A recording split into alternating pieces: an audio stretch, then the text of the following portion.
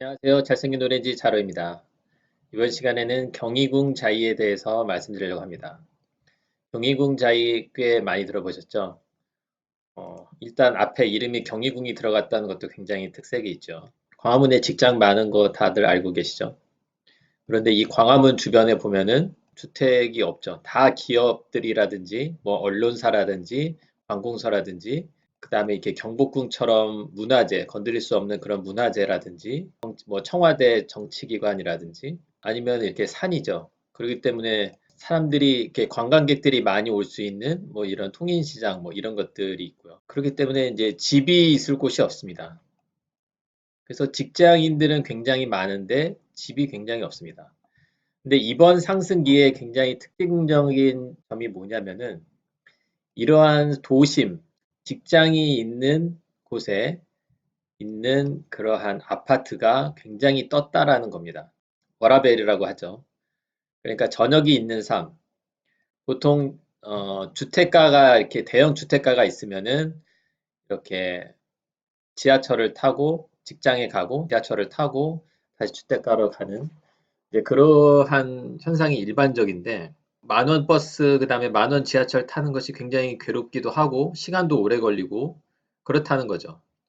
그래서 아무리 뭐 GTX라든지 뭐 그런 것들이 들어선다 하더라도 그런 걸로 이제 시간을 단축한다 하더라도 그 물리적인 거리감도 있고요. 그다음에 이제 특히 이제 회식 끝나고 나서 뭐 택시 타고 가는 것도 뭐 굉장히 괴롭기도 하고요. 바로 걸어서 집으로 간다라는 그러한 환상 대부분의 직장인들이라면 가지고 있을 겁니다. 그런데 이렇게 집이 부족한 곳이 곳 중에 하나인 이런 광화문 근처에 바로 아파트 단지가 들어선 겁니다. 그것도 경복궁 옆에 있는 경희궁 자이라는 아파트죠. 이 경복궁의 옆에 있다고 해서 경희궁 자이라는 아파트를 했는데요. 그렇기 때문에 굉장히 희소 가치로 인해서 굉장히 급상승한 지역입니다.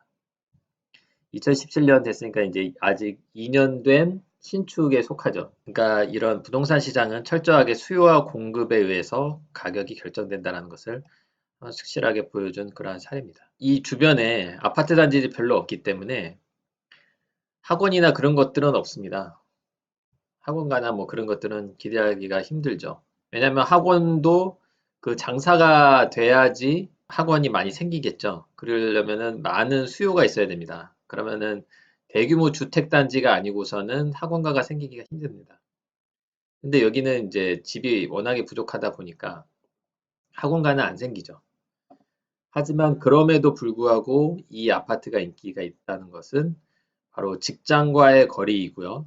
그 다음에 수요와 공급에 있어서 공급이 아주 부족하다는 거. 그러한 점 때문에 이렇게 아파트 가격이 잘 형성되는 겁니다. 자, 가격을 보십시오. 84 타입이 15억에 육박합니다. 그것도 1층이 1층 가격입니다. 중층 이상 가격 되려면은 지금 16억 5천은 받아야 됩니다. 그러니까 한 16억이라고 치더라도 84 타입이 16억입니다. 많이들 찾는 59 타입을 보겠습니다. 59 타입은 13억에 육박합니다. 59 타입 13억이죠. 심지어 전세 매물은 없습니다. 전세 매물이 지금 없는 상황이에요. 그만큼 굉장히 수요가 많다는 거죠.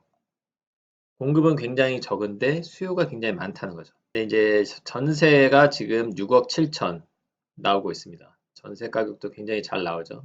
7억까지 나온 사례가 있고요. 그래서 보통 이런 데는 재산 가치는 없다고 생각할 수도 있는데 그건 이제 전세가율을 보면 나오죠. 전세가율이 낮으면 낮을수록 재산 가치가 높은 겁니다.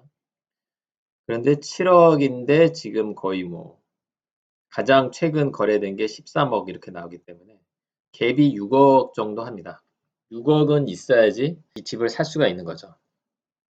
근데 이거 7억은 잘 나온 편이고 뭐 6억이라고 치더라도 6, 7억은 있어야 되겠죠. 6, 7억은 가지고 있어야지 이 아파트를 삽니다. 전세가율이 이 정도 되면은 재산 가치가 있다고 시장에서 평가하는 겁니다. 자, 5구 타입 또한 다른 타입을 한번 볼까요? 이거는 자, 이것도 마찬가지고요. 그래서 이제 5구 타입 이거를 한번 볼 텐데 가격 상승도 굉장히 좋았습니다. 올해 7월에만 지금 거래가 지금 나와 있는 상황인데 이렇게 오르는 속도를 보니까 한 달 만에 지금 1억이 오른 그러한 상황이죠. 물론 층 간에 그런 갭이 있을 수도 있습니다. 2년 전에는 물건이 없었고요. 작년 한번 볼까요? 작년하고 비교했을 때 작년에는 굉장히 시장이 좋았었는데 피크가 13억 찍었었죠. 그런데 지금 다시 13억을 전고점이죠. 13억을 다시 돌파할 것 같은 그러한 분위기입니다.